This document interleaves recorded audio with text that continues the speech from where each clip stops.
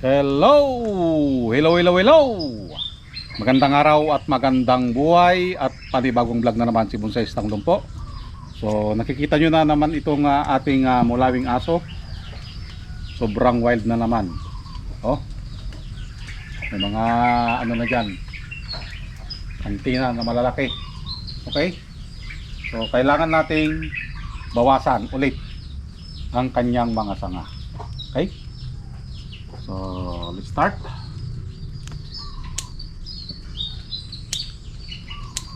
Paulit-ulit lang yung ginagawa natin dito.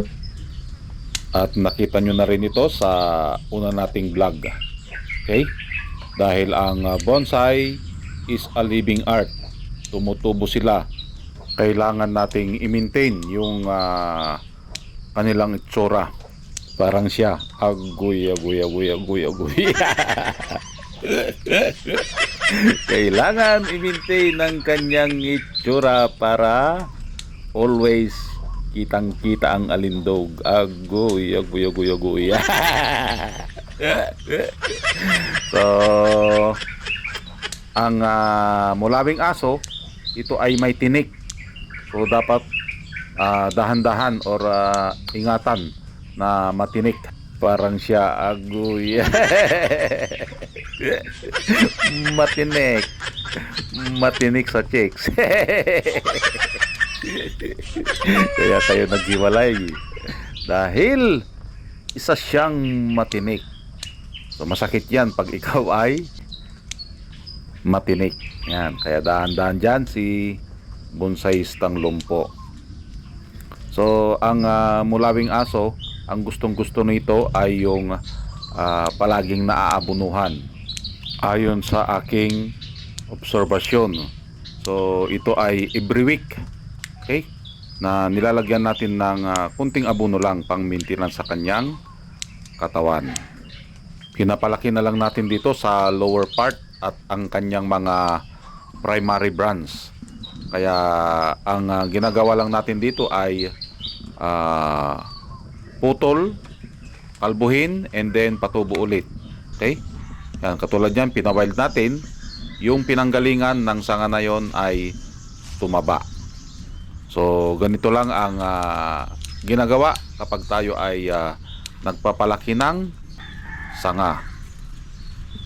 So, yung pinagputulan na yan, dalawa ulit ang sanga na ibibigay. Kaya bawat putol, kumakapal ang ating mga sanga. Yan. So after nating magupitan dito, ito ay kakalbuhin natin pero hindi na natin ipapakita dahil same pa rin yung katulad ng ginawa natin noon. Okay? At makikita nyo ang aking santan na pangilan-ilan ang kanyang bulaklak din dahil iyan ay bagong kalbo din. So nagre-recover pa lang siya or tumutubo pa lang ang kanyang mga dahon. Isa ito sa pinakamalaki na bonsai na inalagaan ni Bonsai Stanglong po. So kapag malaki ang bonsai, matagal ding mabuo. Kaya ito ay nakadirect na yan sa lupa para mabilis tayong magpalaki ng mga sanga. Kailangan nating tiyagain para makuha natin yung gusto nating ganda, okay, ng ating halaman. So ang pag-aalaga ng isang bonsai, ito ay may kaakibat na pagtsatsaga at sipag. Kaya magmahal ka ng nagbobonsai. Agoy. Bonsai nga, maalagaan. How much more ikaw pa kaya? Agoy, sana all. Yan. So nagpapakitang gilas yung ating santan na bagong gupit. Nakakawala ng stress kapag ganito ang iyong makikita. Malapit na tayong matapos dito. Pinutol-putol lang natin and then ipa-wild ulit hanggang sa makuha natin yung primary branch.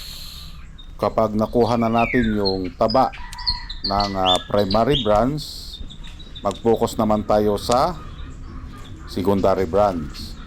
So habang patagal ng patagal, kumakapal din itong ating mga sanga. Basta maibigay lang natin yung sapat na pag-aalaga para sa kanya. Parang siya, agoy. So yun guys, natapos na natin gupitan. Okay? Ito na yung kanyang itsura. Okay? Magmukha ulit bonsai dahil kanina sobrang wild na. Yan, so palakihin muna natin yung kanilang mga sanga, kunti. Okay, bago natin i-wire ulit. Yan. So pwede na tayong ulit dumaan dito. Wala nang harang. Okay? At the same time, mayroong bantay. Yun. Inggitirang frog. Si Inggitirang frog parang siya. So maganda itong bonsai na ito dahil punong-puno ng driftwood. Okay? Halos yung lifeline niya lang ay nandito, oh. Yan. And then ito isa to. Yan, papunta dun sa likod. So dito and dun sa likod ay mga driftwood na. So nandito lang yung kanilang lifeline. Yan. Okay? So maganda ito pag ito ay natapos. Nagpapalaki pa lang tayo ng dito ng sanga. Okay, dahil maliliit pa. Okay? So maraming salamat at nasamahan nyo na naman si Bonsaistang Lumpo. Hanggang sa muli. Bye-bye.